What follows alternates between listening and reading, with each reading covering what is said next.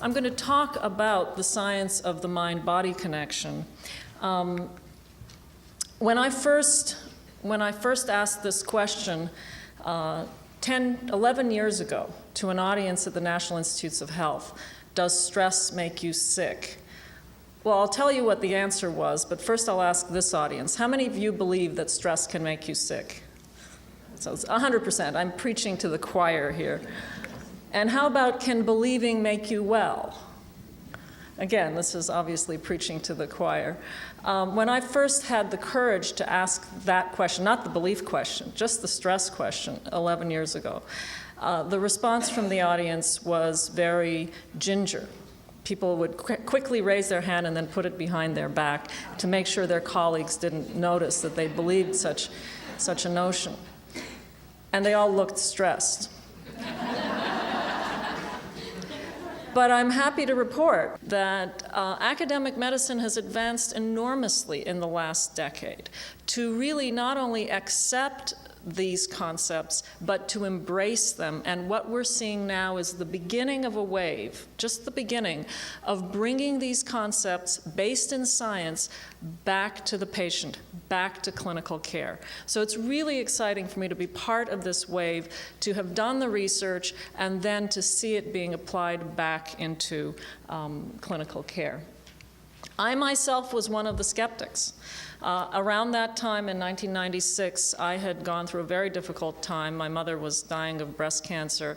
I developed an inflammatory arthritis myself. And I was going through all sorts of fancy protocols at NIH to try to understand the arthritis and to get on space-age new treatments for it.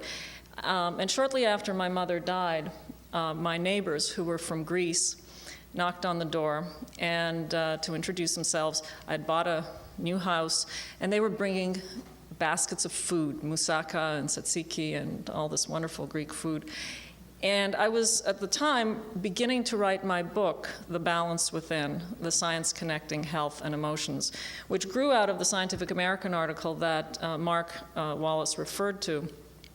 But when I was writing the book, the article, the Scientific American article, I was writing part of it and editing it at my mother's bedside as she was dying. And she was a very feisty lady, and she would sit up every once in a while and say, "Why are you focusing only on stress? Talk about belief, about those things that you can do to help you heal." She was a gardener, and she used to love to go into the garden and see the plants grow. Everybody has a different kind of approach, and you'll see this in the conference and especially in the breakout sessions in the so-called complementary and alternative therapies.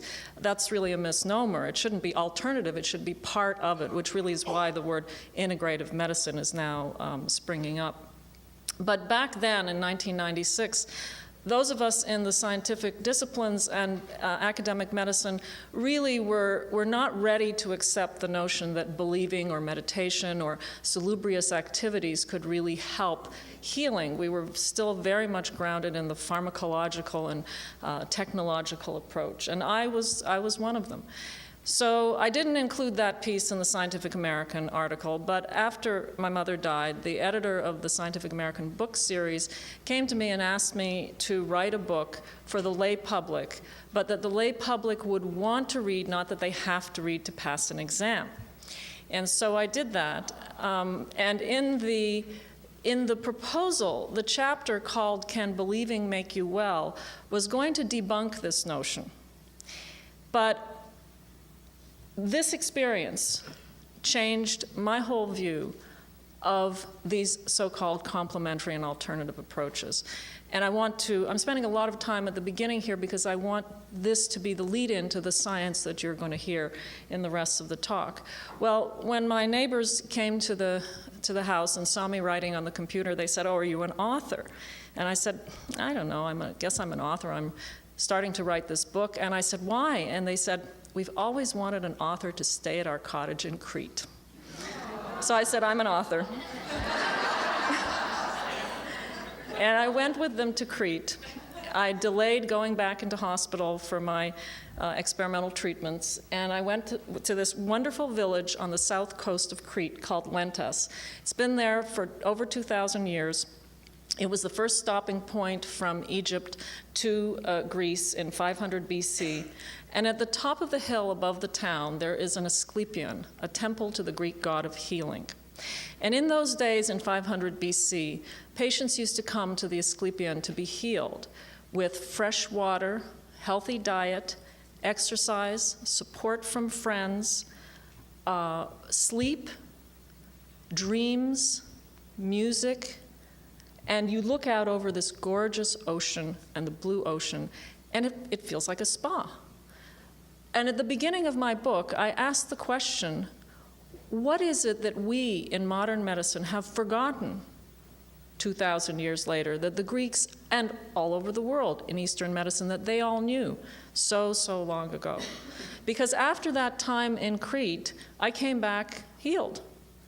I felt fine. Now, it's true, I was swimming in the warm waters and exercising, and it's not that I stopped taking the drugs that I was put on, but I allowed my body to respond to those drugs. And so I learned in a very visceral way how important it is to take into account your whole life and to not indulge, but to actually take part in these complementary and alternative approaches.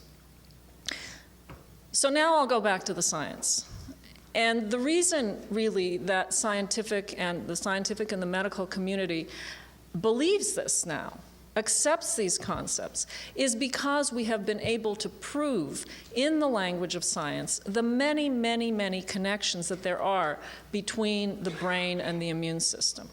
Most of the talk I will focus on the hypothalamic pituitary adrenal axis, that is the brain's hormonal stress response. There's also the sympathetic nervous system, that adrenaline-like part of the nervous system. That is what causes you to feel what you feel when you're stressed. That also regulates the immune system. The peripheral nervous system, which you're going to hear about through a number of talks, is also a very important regulator of the immune system. It plays a very important role in inflammation and in pain. And I'm not going to spend much time on that because you will hear other talks that will discuss this over and over again. But when I talk about the immune system, be aware that the immune system and inflammation plays a very important part in chronic pain of all sorts. And so these ways that the brain has of regulating the immune system are extremely important in pain. And in turn, the immune system sends signals to the brain through many routes. I'll discuss that in a minute, but the vagus nerve is a very important route by which that happens. So when you think about the ways in which the brain and the immune system communicate, you can think of it in two compartments. There's the brain compartment, that is what happens when there are immune cells and immune molecules expressed within the brain. Those immune molecules are called cytokines. And when they're expressed within the brain, they play a very important role in nerve cell death and survival. On the other hand, when cytokines are expressed in the periphery, for example, during inflammation, during arthritis, during sepsis, they're important for immune cells to communicate with each other and for other immune cells to be brought into the site of inflammation. But they also go to the brain and they change brain function. So if cytokines had been discovered by endocrinologists instead of immunologists, they would have been called hormones instead of interleukins, because they change the function of an organ far distant from where they are made. And the functions they change are, they trigger the stress response, they induce a set of behaviors that we call sickness behavior. We all know what sickness behavior is because we've all been sick. We lose interest in the outside world, we don't want to move, we lose our appetite, lose interest in sex, we don't want to be with anyone. And all of that is not caused by the fever, which cytokines also induce.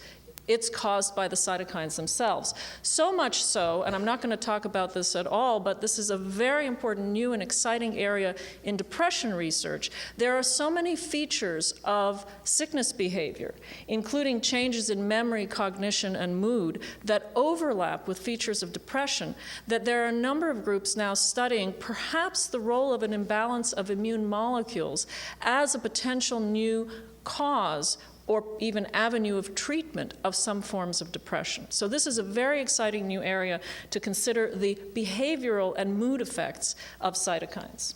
And of course, they induce sleep. So when this concept was first put forward in the 1980s, it was doubted, it was debated by neuroscientists and immunologists. And the reason was because cytokines are big molecules. For those of you who are into molecular biology, 17 kilodaltons is the size of interleukin-1. It's huge. And there's this thing called the blood-brain barrier that was thought up until that time to completely prevent immune molecules and big molecules of any sort from getting from the bloodstream into the brain. So both neuroscientists and immunologists agreed it's not possible for immune molecules to change brain function because they can't get across from the blood into the brain. Well, it turns out they can cross the blood-brain barrier. They cross at leaky areas, conveniently located near some of those centers that they trigger, near the hypothalamic pituitary adrenal axis, near the hypothalamus. They also are actively transported into the brain. And they trigger second messengers like nitric oxide and prostaglandin. That's how aspirin blocks a fever, by blocking those second messengers. And they also signal through the vagus nerve. So there are many routes by which immune molecules that are produced in the periphery, whether in sepsis or in inflammation, can trigger and change brain function. So now if we go back to that question, can stress make you sick? First, we have to know what stress is. So, does anybody want to answer that question? What is stress? So stress is being asked in front of an audience of a couple of hundred people to answer a question, right, that you're not prepared. Oh, okay. How about a disequilibrium in the usual homeostasis? Great, that's a brilliant answer. So you must have read too. Good, so you're a great student. So there are many parts to stress, and that's actually a very important, I'll get to that in a couple of slides. But when we think about stress, when our patients come to us and say, I'm stressed, usually what they're thinking about is the bad thing that happened. But there's also this, what happens to you, how you respond to it. So what you're seeing here is the front page of the Washington Post from April 15th, generally a very stressful day, of the year 2000. And it was particularly stressful because that was one of the days when the stock market had first started to fall. And what you see is the face of a stock trader on the floor of the New York Stock Exchange. And even if you don't believe that there's such a thing as stress, you know that this gentleman is stressed. And the reason you know that is he's looking stressed, and what you're watching is his physiological stress response. You know he's sweating, you know he's anxious, you know that his heart is beating fast, and you know he wants to run to the bathroom. That is his physiological stress response. But he is reacting to something. He is reacting to all the stock markets falling. Now, there's something very important that happens between that initiating event, that bad thing that happened, and the physiological stress response, and that's perception. If this gentleman had all his money in gold bullion under his mattress, he would not be feeling stressed. He perceives this as stressful, and therefore his physiological stress response is triggered. And that's where all of you can make a difference. And that's what Margaret Chesney is going to be talking about, and many of the speakers on complementary and alternative approaches are going to talk about. It's changing that perception of the initiating event. Bad things happen. You can't do anything about bad things. You'll see that you can do a little bit about your physiological stress response, but it's the perception piece that we can change. Now, what happens if that response goes on too long? That's when you have an effect, and that's when you can get sick. Now, Hans Selye, I talk about him in my book because I actually knew him as a child. He is the scientist who coined the word stress. He borrowed it from the physicists, and he applied it to physiology and medicine. And he actually went what the audience member mentioned before about homeostasis and an imbalance of homeostasis. That is exactly correct. And what he said is that stress is the non-specific response of the body to any demand. It turns out that stress is much more specific than Hans Selye predicted in the 1960s. I should just go back to this slide because this was a slide that one of his students sent me when I was researching the book. And what you can see here is this was 1960, and he had the hypothalamus, the pituitary, the adrenals, and the thymus. Back in 1960, he put the immune system in there. And people have asked me, what's new in the last 50 or so years? Well, what's new is we know a lot more about what happens in the brain above the hypothalamus, and we know a lot more about what happens in the immune system deep into it, in the cells and the immune molecules and the genes that make it function. And so we can understand these connections at a much more sophisticated level. That informs therapy. So there are many kinds of stress: psychological stress, physical stress, physiological stress. And the problem for caregivers is when you're seeing a patient who is under chronic stress, they're usually experiencing all these kinds of stress together. If you're a caregiver of a chronic Alzheimer's patient, you are feeling psychological stress, grieving your loved one. You may be in physical pain because you've lifted the patient and you have back pain yourself. You're not sleeping, you're not eating because you're depressed and you're stressed, and so you're under physiological stress. So all of these stresses are often happening all at the same time. But once they trigger, once that stress response is triggered, they trigger a final common pathway or several final common pathways of the stress response. That is, the hypothalamus starts pumping out its stress hormone, CRH, or corticotropin-releasing hormone. The pituitary gland starts pumping out ACTH, another hormone, and the adrenal glands start pumping out glucocorticoids, cortisol, cortisone to the lay public. And everybody knows that cortisone is a terrific anti-inflammatory drug, and you'll see that when you're stressed, what's happening is that your body is giving yourself many, many shots of this anti-inflammatory hormone. At the same time, those adrenaline-like nerve pathways are also being triggered. Norepinephrine in the sympathetic nervous system, adrenaline from the adrenal medulla, and that's what's making your heart beat fast and you feel sweaty and you feel anxious and feeling like running to the bathroom. That all comes from the combination of these stress hormones and neurotransmitters that are released when you're stressed. Now, stress is not all a bad thing. There is what we call the inverted U-shaped curve of the stress response. And when I talk to lay audiences, what I ask them to do is imagine that there is a rainbow over the stage. And if I were to go to that end of the rainbow, over to the right, I'd be down here at the total relaxation point. I'd be lying down on the stage, reading a book, pretending I'm over at the spa or the beach, and I'd be very relaxed, and you'd be bored, and the organizers would be very stressed. So I have to move over to the middle of the stage here and get my stress response to become a little bit activated so that I am at peak performance. Because the stress response is what makes you have the energy to fight or flee. It gives you that focused attention that is so important. And it gets you out of danger. So it's not a bad thing. You do not want to get rid of your stress response. You want it there, but you want it in the right amounts. So what happens if I would go over to the other end of the stage, fall over the end of the rainbow into the extreme stress? I would freeze. I would not be able to function. And that's when we, in front of an audience, can't talk anymore. That's when we just become so stressed we can't function. And really what's happening, and this has been studied in physiological systems, this is Gary Aston Jones, who has done these studies in Philadelphia, where he actually measured single nerve cell firing rates in one of the parts of the brain that controls the stress response, the locus coeruleus. This was in performing animals that were performing a task. And what you can see is when they were inattentive and not alert and very mellow, there was very little firing of these single neurons across the board.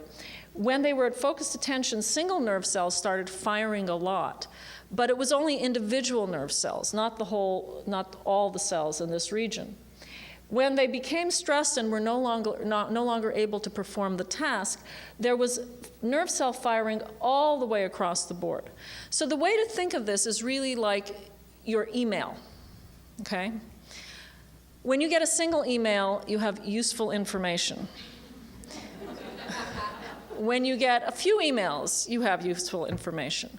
When you get email spam, what happens? Your computer freezes. It shuts down. So what do? You shut down and reboot. Why do we know this about our computers, but not about ourselves? So we need to learn when we need to pull back, to shut down and reboot, to move to the middle of our rainbow for any particular task. And that middle may be in different places. This morning, when I went to the spa at this wonderful venue, I really didn't want to be at the top of that rainbow. I wanted to be over on the right, relaxing. So for every task, for every time in life, there is a middle that we need to find. And I think that's what all of you here in the audience, that's what you're here to learn, and that's what you're going to go back and do for your patients. You're going to be able to help them, to work with them, to find that middle. So how do you do that? How do you turn bad stress into good stress? By controlling stress and making it work for you. How many of you believe that you can do that? So actually, again, it's preaching to the choir, but there are a few people who are a little bit skeptical in the audience or who didn't want to raise their hand. It's an interesting spread here, I think. Well, I'm going to show you in the next slide a profession that is trained to make their stress response work for them. And I'll tell you how I got this slide. So this is an F-14 flying sideways off of an aircraft carrier in the Sea of Japan. And so I don't like to fly. I fly a lot, and when I fly, I do my little meditation thing, and I always have to find the air sickness bag. I need to know where this is. It makes me feel better. And so I was taking off from Washington to Detroit, and there was, I was in the middle seat, and I couldn't find the bag, and I was getting more and more frantic as we're climbing to 35,000 feet. And this very nice gentleman to my left handed me his bag, and he said, "Don't worry, I'm a pilot." And I said, "Oh, great, that's wonderful. I always feel better when I'm sitting next to a pilot." And he said, well, at 35,000 feet, he said, "Well, I couldn't do anything if anything happened to this plane, however." I said, "Now you tell me." And I asked him why, and he said, "Well, because I fly F-14s off of aircraft carriers." So we got into this conversation at 35,000 feet as to whether he feels stressed when he's landing his little airplane in the middle of the night, in the middle of a storm in the Sea of Japan. And he said, yes, we feel all those things. We feel our heart beating fast, we feel sweaty, but we have been trained to take our stress response and make it work for us. And in other words, that's perception again. They're taking their body's response and saying, okay, we need to change course here. And they change course.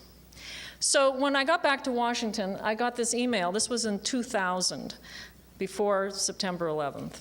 So it was a full year before. And I got this email from this Navy pilot with this picture attached. And there was a caption that said, "There is only one person in this picture who is not stressed. Who is it?" Now, I want to point out here, there's the helmet of the pilot, here's the radar officer, and these are all the people on the bridge of the boat, and then, of course, there's the photographer. And I should also mention that this pilot was one of the pilots who trained here at Miramar, and actually was one of the pilots in Top Gun, in the movie Top Gun. So now that you know that background, who is the only person in the picture who is not stressed? Great. What a great audience. Okay. So that's 100% correct. And why is he not stressed?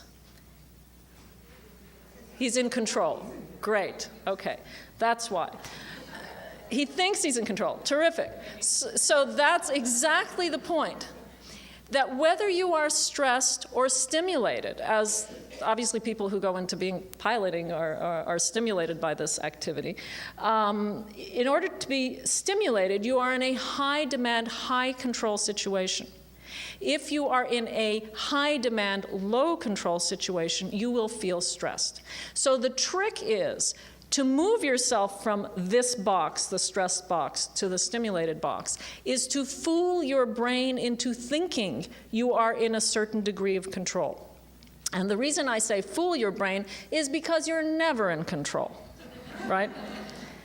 But you can fool your brain into thinking you are a little bit in control by doing all sorts of things, by breaking the situation down into its smallest controllable parts, figuring out what has to be done immediately, what can be left alone and not done at all, checking off the list. How many of you, when you wake up in the middle of the night, make a list of all those things you have to do? And yes, right, exactly.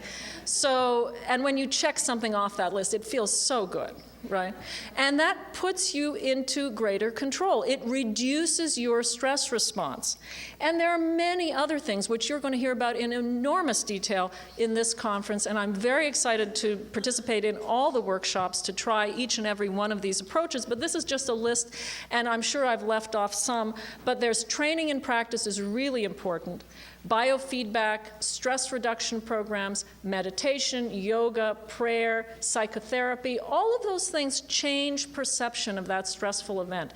Disconnect the emotional response from the cognitive response. Psychotherapy, cognitive behavioral therapy, Margaret Chesney is going to talk about a lot of these approaches later.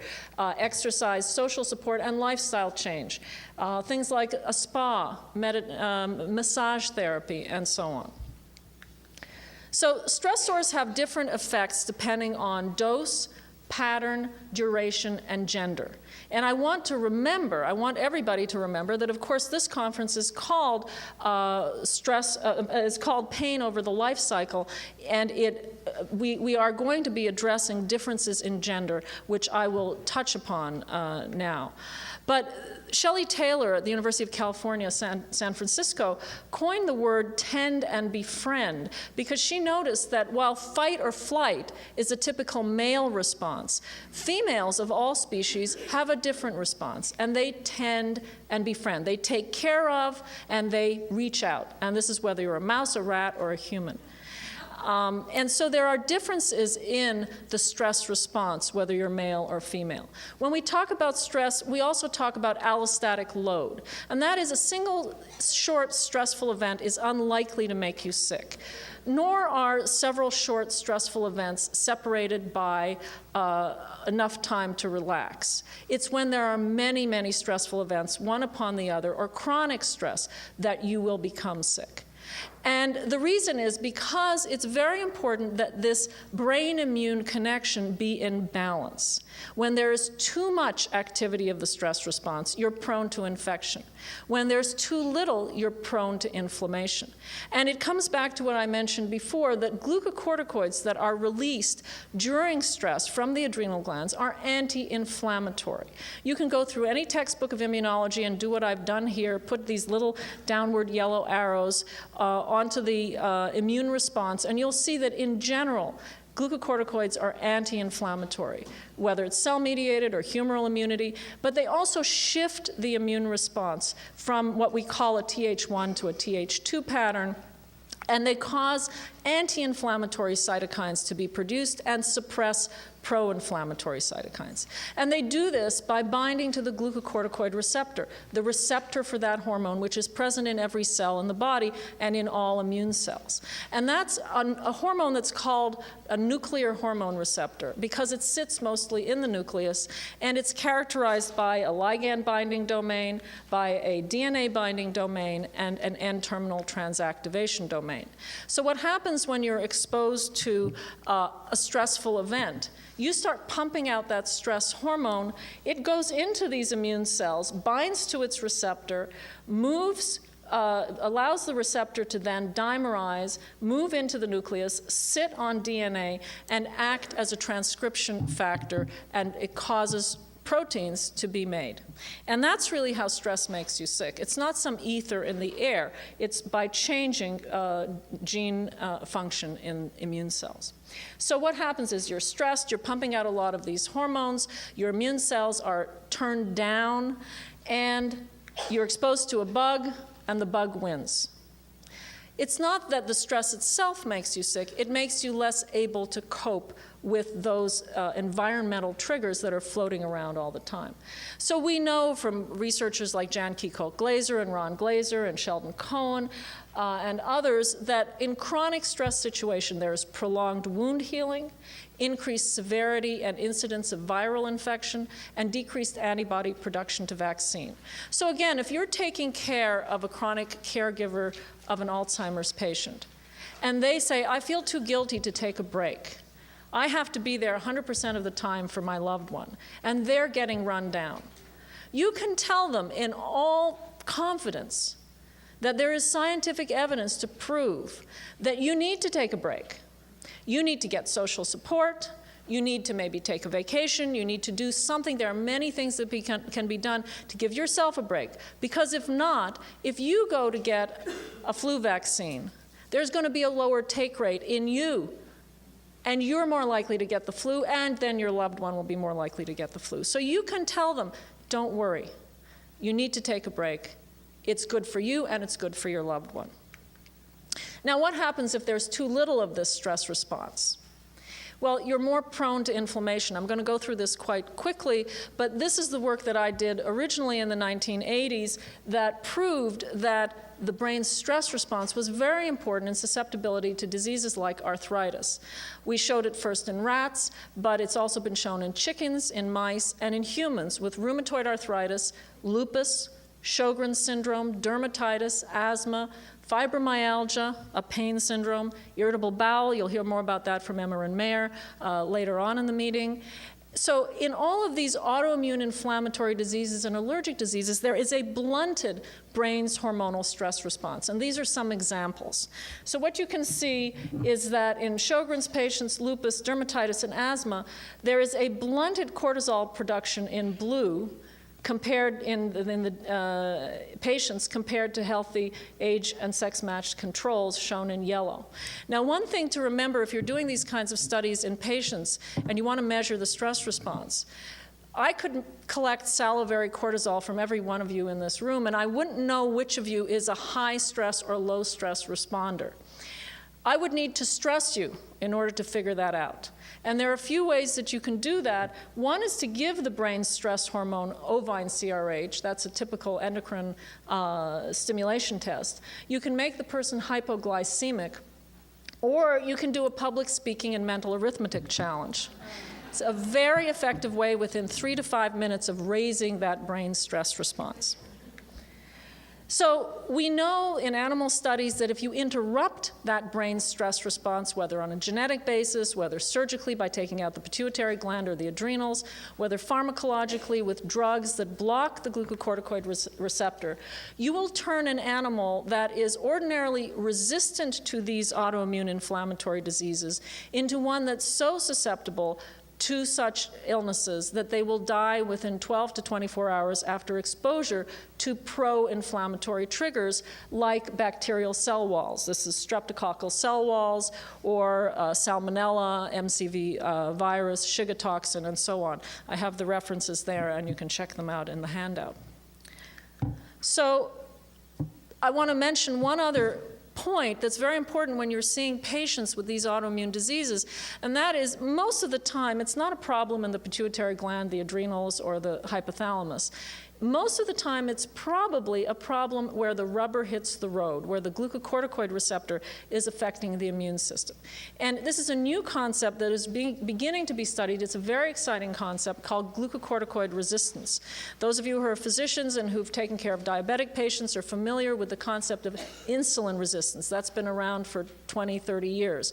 Glucocorticoid resistance is the same thing. It's where you're pumping out a lot of these hormones and your immune cells just don't see them because there's a problem at the level of the receptor.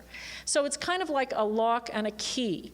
If you try to open a door where there's bubble gum in the lock, no matter how many keys you throw at the door, you're not going to be able to unlock that door.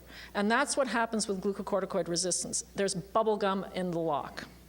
So this can occur, the receptor can be defective because of mutations or polymorphisms, elevations in a dummy form of the receptor, the glucocorticoid receptor beta, decreased glucocorticoid receptor number, or we've recently shown that bacterial toxins themselves can induce glucocorticoid resistance. And again, I'll refer you in your handout to a recent article I wrote in Nature Reviews Immunology in 2006 that summarizes many of these references. Now, I don't want to leave you with the concept that all of it is the hypothalamic pituitary adrenal axis, the brain's hormonal stress response. There are many other hormonal pathways that interact in and regulate the immune system besides the HPA axis. Most important from the point of view of this meeting is the sex hormone axis, the hypothalamic pituitary gonadal axis. Inflammation, inflammatory diseases, including inflammatory pain syndromes, will be different in females than in males because the sex hormones, estrogen and progesterone, play a very important role in regulating the immune response. Estrogens, unlike glucocorticoids, tend to be pro-inflammatory. They tend to stimulate inflammation, although that depends on the dose. High estrogens tend to suppress inflammation, and low estrogens tend to stimulate it. And so you can imagine that when you're thinking about all of these hormonal axes going on at the same time, there is going to be interaction between them that has an effect on the final outcome of disease in your patients. And the other thing to remember is that the stress hormone axis changes the sex hormone axis. I'm sure all of you know about runners, marathon runners, women who lose their periods. That's because the hypothalamic pituitary adrenal axis shuts off that hypothalamic pituitary gonadal axis. So there's interplay and crosstalk between these various hormonal systems that ultimately change pain, inflammation, and the syndromes that we're talking about. There are changes during the course of the life cycle, during the course of the menstrual cycle in women. So this is a slide that shows you the changes in progesterone and estrogen levels during the menstrual cycle, and superimposed on it changes in the immune function that have been shown at different points in the menstrual cycle. So this is not just something in the textbooks. This is something real. And so when you think of a woman who's coming to see you with a pain syndrome, she may have very different reactions and very different problems at the beginning or the end of her menstrual cycle. And she's certainly going to have different responses during pregnancy when all of these hormones are changing. And again, in the last second and the third trimester of pregnancy, there are huge differences in immune responses and autoimmune inflammatory diseases. Now again, not to leave you thinking that it's just one thing, complex illnesses like autoimmune inflammatory diseases are caused by many genes, each with small effect. This shows the 20 different regions on 15 different chromosomes that regulate susceptibility to inflammatory arthritis. So that's bad news for the geneticist because any one of these regions contributes only about 35% to the chances of getting this kind of illness. But that's good news for the rest of us, and especially for this particular audience, because that means that 65% of your chances of getting such illnesses are environmental. And it's the environment that we can do something about, whether it's our stress levels or whether it's whatever we're exposed to. So that's where the focus has to be now when we're talking about complex diseases.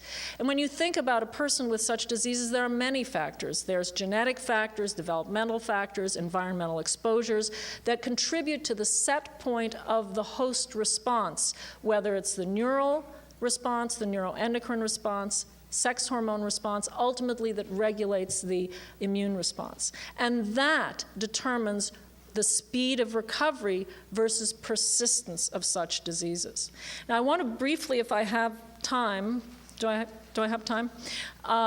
Focus on that last question, can believing make you well? So the stress research field is a lot farther along than the belief research field. And the reason, I think, is because it's a lot easier to stress someone and measure an outcome than it is to say, okay, believe and measure something. However, there are many scientists now who are beginning to study these kinds of issues in a very sophisticated and careful and rigorous fashion. And when I say belief, I'm using the word very loosely. Belief in healing is really the placebo effect. Now, unfortunately, the placebo effect carries with it, that word carries with it a lot of baggage. It's, oh, just the placebo effect, right? Well, if the placebo effect was so just, so weak, why would we have to do clinical controlled, placebo-controlled trials for every drug in order to determine the so-called real biological activity of that drug, right? You have to subtract the 30 to 90% of the placebo effect in order to identify the real effect of that drug. So you can say it's just the placebo effect, but on the other hand, what we're talking about is changes in brain function that are brought about by these salubrious activities, whichever they may be. And they have to do with expectation, conditioning, and social and cultural factors. And I think Margaret, this was one of her areas of expertise, so she may be talking about that in the next lecture. So I won't steal your thunder, but I'll just briefly talk about conditioning, which is really active learning. And that may underlie many aspects of the placebo effect. So we all know about conditioning when it comes to Pavlov's dogs. You let a dog smell a steak and they salivate, you ring a bell, nothing happens. You pair the bell with the steak, the dog salivates, you take away the steak and you ring the bell, the dog salivates. That's conditioning. That's conditioning a psychological trigger to a physiological response.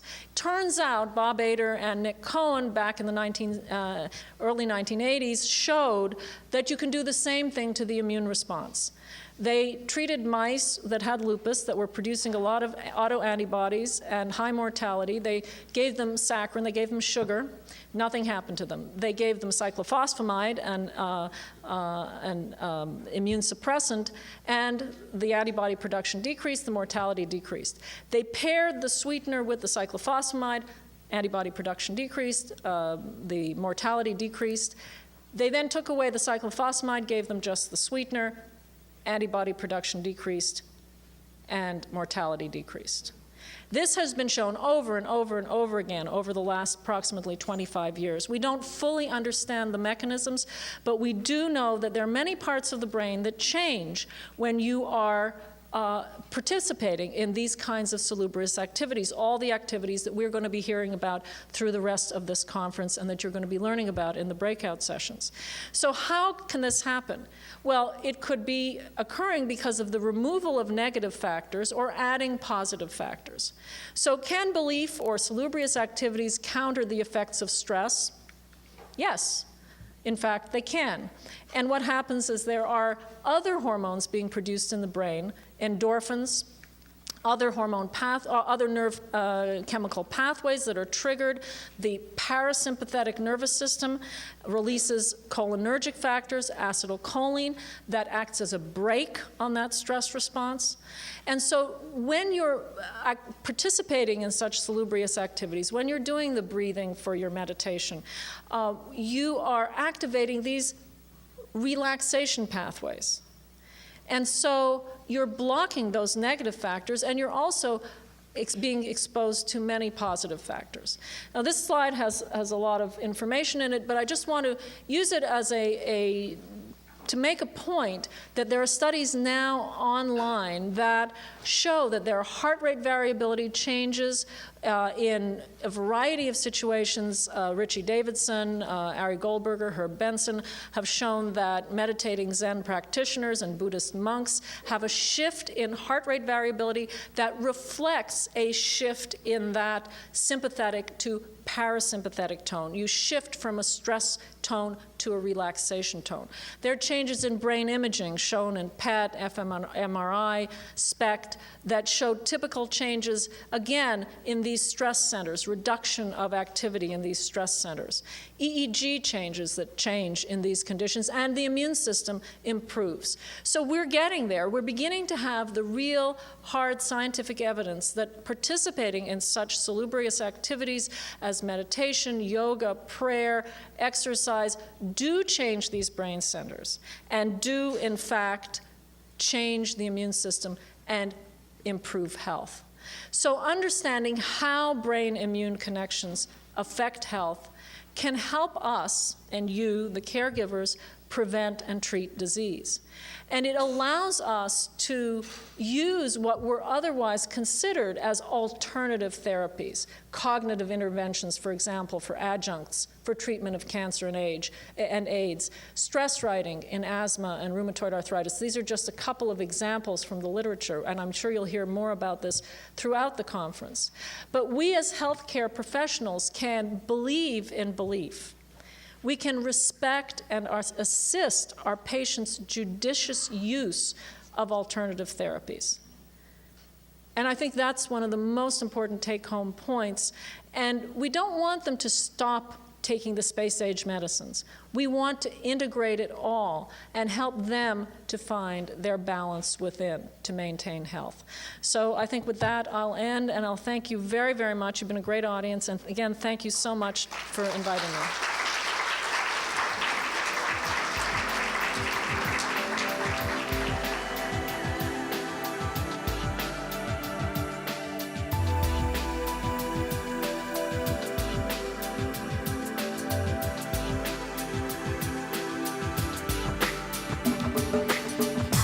The Diana Paddleford Binkley Foundation helps facilitate dialogue between Western physicians and alternative medical practitioners in the diagnosis, treatment, and management of pain in women.